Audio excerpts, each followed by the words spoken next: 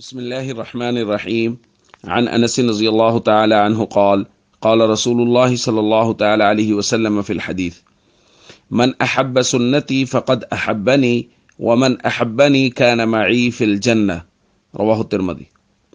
رسول اللہ صلی اللہ علیہ وسلم نے ارشاد فرمایا، جس شخص نے میری سنت سے محبت کی تو پکی بات ہے اس نے مجھ سے محبت کی، اور جس شخص نے مجھ سے محبت کی وہ جنت میں محمد صلی اللہ علیہ وسلم کے ساتھ ہوگا۔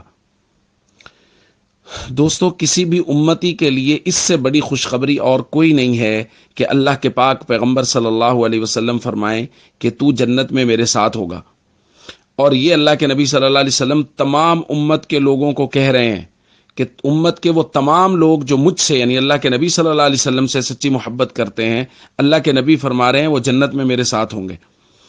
اب مسئلہ یہ ہے کہ کون اللہ کے نبی صلی اللہ علیہ وسلم سے سچی محبت کرتا ہے؟ دعویٰ تو میں بھی کر رہا ہوں، دعویٰ ہم سب کر رہے ہیں، لیکن محبت میں سچا کون ہے؟ یہ بات اللہ کے نبی صلی اللہ علیہ وسلم نے خود بیان فرمائی۔ حضور نے فرمایا، من احب سنتی فقد احبنی۔ دعوے کوئی لاکھ کرتا رہے لیکن جو میری سنت سے محبت کرتا ہے دراصل وہی مجھ سے محبت کرتا ہے۔ تو اللہ کے نبی صلی اللہ علیہ وسلم کی محبت میں سچا یا جھوٹا ہونے کا پیمانہ کیا ہے کہ ہم دیکھیں کہ کون اللہ کے نبی صلی اللہ علیہ وسلم کی سنت سے محبت کر رہا ہے۔ جو سنت سے محبت کر رہا ہے وہ یقیناً اللہ کے نبی سے محبت کر رہا ہے، اور جو اللہ کے نبی سے محبت کرتا ہے اللہ کے نبی خود فرما رہے ہیں جنت میں میرے ساتھ ہوگا۔